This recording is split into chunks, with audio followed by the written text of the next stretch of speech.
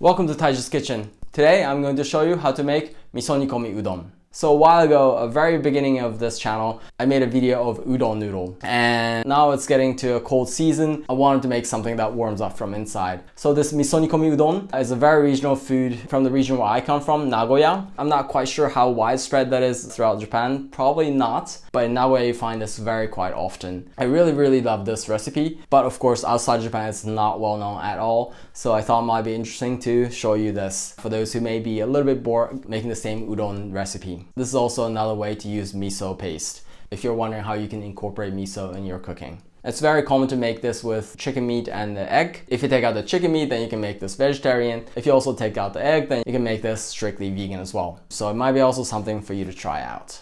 Then, let's get started.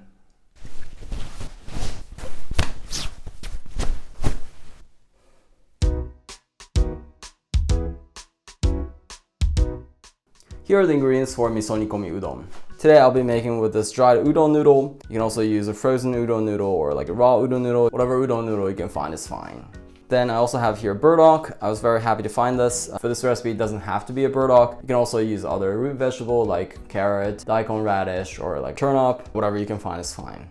Then I have a regular scallion, dried shiitake mushroom, an egg, and cut up chicken meat. Whenever I buy chicken meat, I cut up in small pieces like this and make kind of like a sheet and freeze it like that. So whenever I need little pieces of chicken meat, then I have those ready. Then for the stalk, I have dashi powder. You can also add in other leafy vegetable like napa cabbage, or spinach. Then you have a little more vegetable inside. Then for the seasoning, I have here dark miso paste. I definitely recommend trying getting these darker miso paste. Originally, the region where I come from, Nagoya, we have this really thick miso paste called hachcho miso, but any of these dark miso paste you can find is fine. You of course make it with other miso paste, but it won't have that same really authenticity as these dark miso paste. Then a little bit of sugar as well. Then let's start cooking. Let's prepare all the ingredients. Then as the first thing, I'm going to soak this dry shiitake in hot water. Just like this, and if we let it soak like this for 10 minutes or so, it'll be ready. Then the scallion I'm going to cut into bite-sized pieces. Take the end part off, and I'm just going to cut into diagonal pieces like this, so that one, it gets cooked easier, but also have like a nice shape.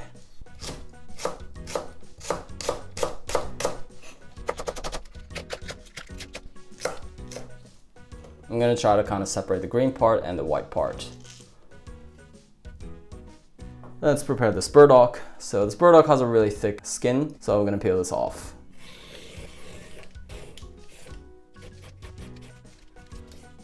By the way, of course, this has been washed. Then I'm going to cut up the end off.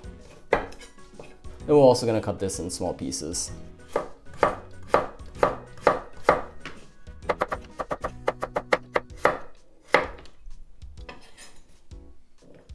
And we can also prepare the egg.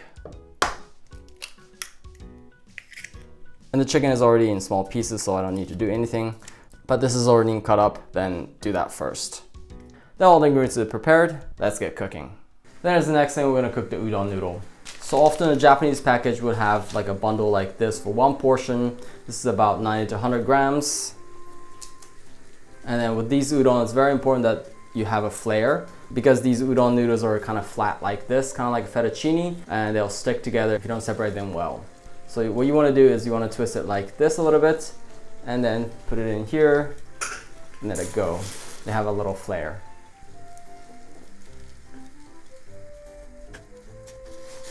And make sure you kind of mix it up a little bit in the beginning, so that they don't get cooked stuck together.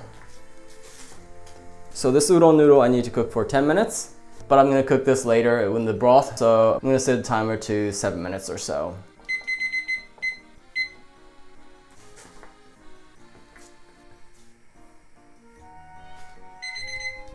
So then 7 minutes has passed, I'm going to turn heat off, and we're going to drain this.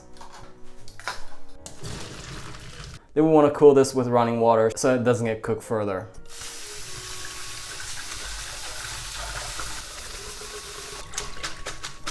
Then this is ready.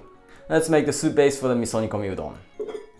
So today I have a clay pot like this that we use for hot pot often. Misonikomi Udon is commonly served on the pot like this, but if you don't have this, of course, you can just use a regular pot.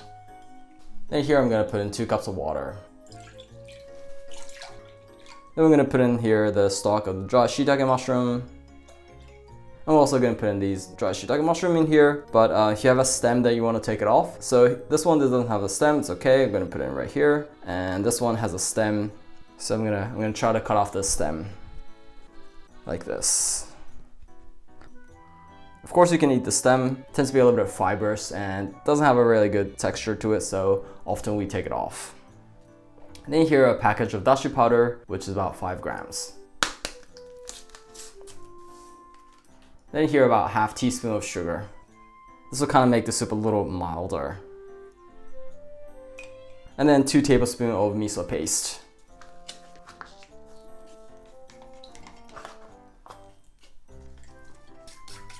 If this miso paste doesn't get dissolved, it's okay, not a big problem. They get dissolved as you cook them. Then here they cut up burdock or any root vegetable you have. Then we're going to turn the heat to high and bring this to boil.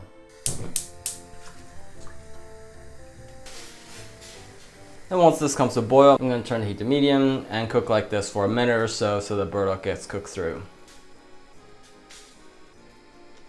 So after about a minute, I'm going to put in all the rest of the noodles. And also the bottom part of the scallion. Then I'm going to turn the heat to high and bring this to boil. Then once this comes to a boil, I'm going to put in the chicken meat and also the egg. So I'm going to make a small dent right here somewhere and then put this in here. Then I'm going to put the lid on and turn the heat low and cook like this in low heat for a minute or so. So a minute has passed. Oh yeah, this is looking perfect. I'm going to put all the rest of the scallion. Then I'm going to turn the heat off. Then this is finished. Let's eat.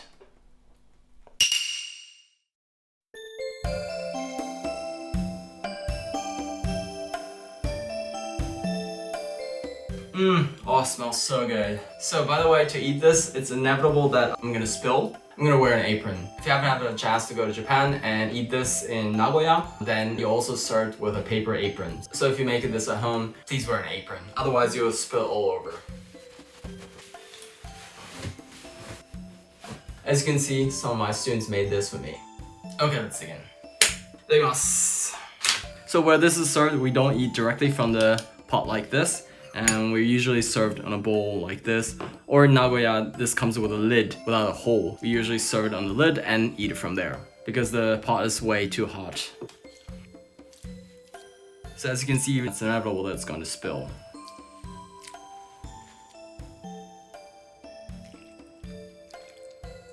Then let's dig in. Itadakimasu. So excuse me for the slurping sound.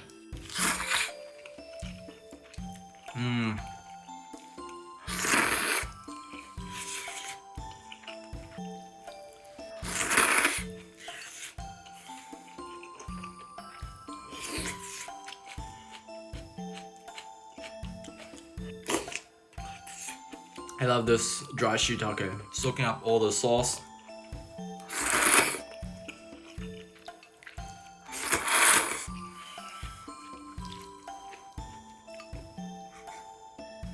I love this kind of half-cooked egg. For me, this is kind of like the highlight of the Misonikomi Udon. Oh, perfectly runny. Itadakimasu. So good. This soft egg yolk is so perfect.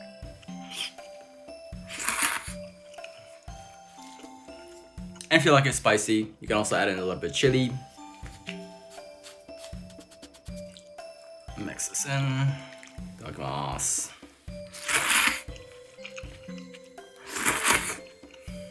And since this Misonikomi Udon is kind of salty, it's very common for our region to eat rice with it.